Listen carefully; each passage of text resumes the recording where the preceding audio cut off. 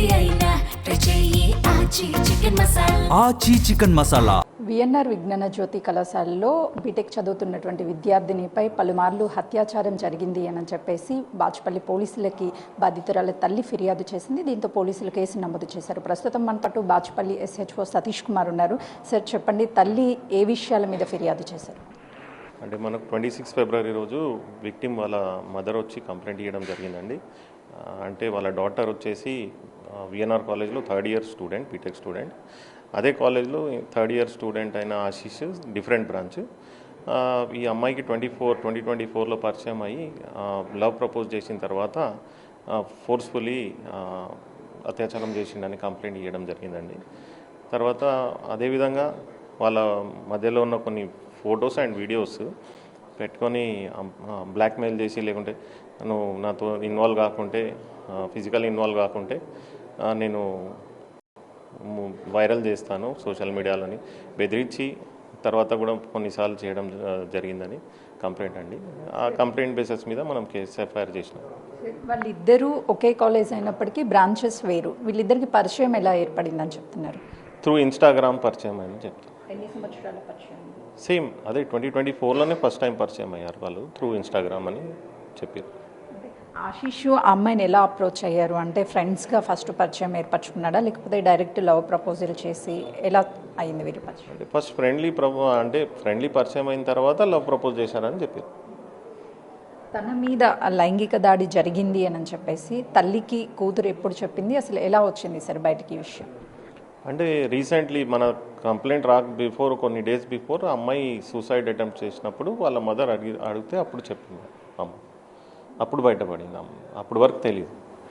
ఆశీష్ని ఎప్పుడు అదుపులోకి తీసుకున్నారు? ఎక్కడ అదుపులో తీసుకున్నారు సార్? ఈరోజే తీసుకున్నాము. అది మేము తీసుకున్నాము, ఈరోజు ప్రొడ్యూస్ చేస్తాము. ఆశీష్ని అంటే తన తల్లి ఆరోపిస్తున్నట్టుగా బాధితురాల తల్లి ఆల్రెడీ పలుమార్లు తన మీద అత్యాచారం చేశాడు, ఫొటోస్ బ్లాక్మెయిల్ చేశాడు. ఈ విషయాలన్నింటినీ ఏమన్నా ఆశీష్తో కన్ఫర్మేషన్ చేశారా సార్? మేము అతని కన్ఫర్మేషన్ తీసుకున్నాము. అది కోర్టులో ప్రొడ్యూస్ చేస్తాం. అది కన్ఫెషన్ రికార్డ్ చేసి కోర్టులో ప్రొడ్యూస్ చేస్తాం.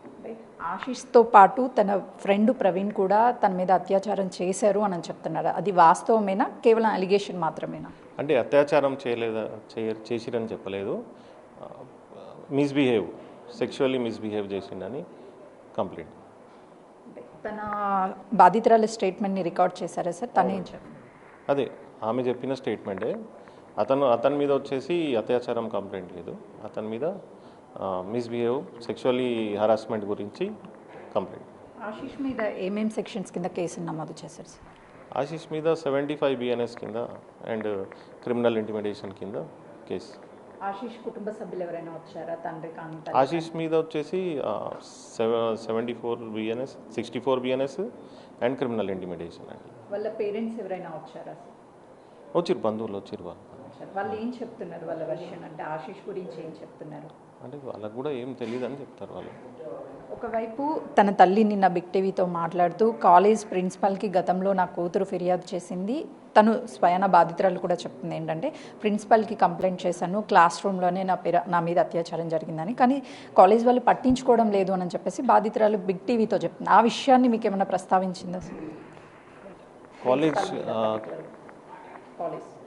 కాలేజ్ వాళ్ళ ఆల్రెడీ వాళ్ళ దృష్టికి వచ్చింది, వాళ్ళు యాక్షన్ తీసుకోలేదని చెప్పారు. వాళ్ళ మీద ఏమైనా నోటీసులు ఇవ్వడం, వాళ్ళని విచారించడం ఏమైనా చేస్తారా? కాలేజ్ వాళ్ళు ఏదో మీ కమిటీ ఫామ్ చేసి ఎంక్వైరీ చేసినట్టు చెప్పారు. ఏం చెప్పారు సార్ కమిటీ మెంబర్స్?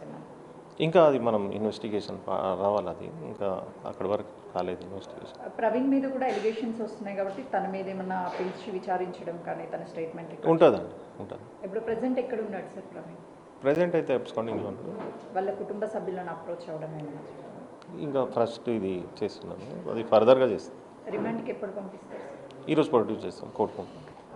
అయితే ప్రస్తుతానికి ఆశీష్ పోలీస్ అదుపులోనే ఉన్నాడు. తనని దాదాపు 4 గంటల పైగానే విచారించి స్టేట్మెంట్ని రికార్డ్ చేశారు. ఎందుకంటే బాధితురాలు ఎలిగేషన్ చేస్తుంది, నిన్న తన మీద పలుమార్లు అత్యాచారం జరిగింది, ప్రేమ పేరుతో పరిచయం అయిన తర్వాత ఫొటోస్ అవన్నీ సోషల్ మీడియాలో పెడతాను అని చెప్పేసి బెదిరించడంతోనే తను లొంగిపోయింది. సార్ ఫైనల్లీ ఒక క్వశ్చన్, ఎందుకంటే డార్క్ వెబ్లో తను డ్రగ్స్, చాక్లెట్స్ కొనుగోలు చేసి తన మీద తినిపించి అత్యాచారం చేశారన్న ఆరోపణ కూడా ఒకటి ఉంది. అది వాస్తవమేనా? ఆ యాంగిల్లో కూడా విచారించారా?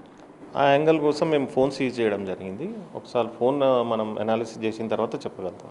తను ఏమన్నా చెప్తున్నాడా నిజమే అవును కాదు అనే విషయాన్ని? అది మేము ఇన్ పార్ట్ ఆఫ్ ఇన్వెస్టిగేషన్ కోర్టులో ప్రొడ్యూస్ చేస్తాం.